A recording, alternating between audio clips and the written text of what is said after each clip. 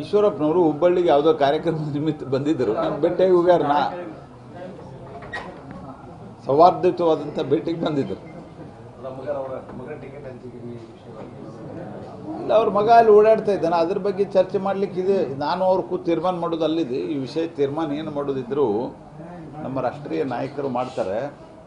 ರಾಷ್ಟ್ರೀಯ ನಾಯಕರಿಗೆ ಅವರು ಯಾವಾಗ ಸಮಯ ಸಂದರ್ಭ ಬಂದಾಗ ಅದರ ಬಗ್ಗೆ ವಿಚಾರ ಮಾಡಿ ನಿರ್ಣಯವನ್ನು ರಾಷ್ಟ್ರೀಯ ನಾಯಕರು ತೆಗೆದುಕೊಳ್ತಾರೆ. MP ಟಿಕೆಟು ಇಲ್ಲ, ನಾನು ಈಶ್ವರಪ್ಪನವರು ಕೂತು ಬಗೆಹರಿಸಲಿಕ್ಕೆ ಆಗಲ್ಲ. ಹೀಗಾಗಿ ಅವ್ರ ಮಗ ಓಡಾಡ್ತಾ ಇದ್ದಾರೆ, ಅದು ಸತ್ಯ ಇದೆ. ಅವ್ರ ಮಗ ಒಳ್ಳೆ ಕಾರ್ಯಕರ್ತನೂ ಇದ್ದಾನೆ, ಅದ್ರ ಬಗ್ಗೆನೂ ಏನು ಪ್ರಶ್ನೆ ಇಲ್ಲ. ಮತ್ತು ಈಶ್ವರಪ್ಪನವರು ಪಾರ್ಟಿಗೆ ಮೊನ್ನೆ ಟಿಕೆಟ್ ಕೊಟ್ಟಿಲ್ಲ ಟಿಕೆಟ್ ಕೊಟ್ಟಿಲ್ಲ ಅನ್ನೋದಕ್ಕಿಂತ ಅವ್ರಿಗೆ ನೀವು ಈ ಸರ್ತೆ ನಾನು ನಿಲ್ಲಲ್ಲ ಅಂತ ಅವ್ರು ಹೇಳಿದಾಗ ಅದಕ್ಕೆ ತಕ್ಕಾಗೆ ಅವ್ರ ಮುಂದೆ ಪಾರ್ಟಿಗೆ ಅನೇಕರು ಟಿಕೆಟ್ ಕೊಟ್ಟಿಲ್ಲ ಅಂತ ಪಾರ್ಟಿ ಬಿಟ್ಟಾಗೂ ಸಹಿತ ಅತ್ಯಂತ ನಿಷ್ಠೆಯಿಂದ ಪಾರ್ಟಿ ಕೆಲಸ ಮಾಡಿದ್ದಾರೆ. ಹಾಗಾಗಿ ಅವ್ರ ಮಗ ಓಡಾಡ್ತಾ ಇದ್ದಾರೆ, ಅದರಲ್ಲಿ ಏನು ತಪ್ಪಿಲ್ಲ. ಅದ್ರ ಉಳಿದ ತೀರ್ಮಾನ ನಮ್ಮ ರಾಷ್ಟ್ರೀಯ ನಾಯಕರು ಕೈಗೊಳ್ತಾರೆ.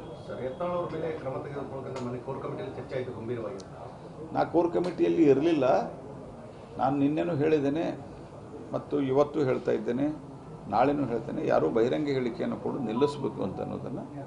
ಸೊ ಅದು ಸರಿ ಅವರು ಯಾರ್ಯಾರು ಬಹಿರಂಗವಾಗಿ ಮಾತಾಡ್ತಿದ್ದಾರೆ ಅದರ ಸರಿಯಾದ ಒಂದು ದಾರಿಯಲ್ಲಿ, ಅಂದರೆ ಈ ರೀತಿಯಲ್ಲಿ ಬಹಿರಂಗ ಹೇಳಿಕೆಯನ್ನು ಕೊಡಲಾರದೆ ಎಲ್ಲರೂ ಸಹಕರಿಸಬೇಕು ಅನ್ನುವಂಥದ್ದೇ ನಂದು ವಿನಂತಿ. ಈಗ ಅದು ಬಿಟ್ಟು ಬೇರೆ ವಿಷಯ, ಅದು ಬಿಟ್ಟು ನಾನು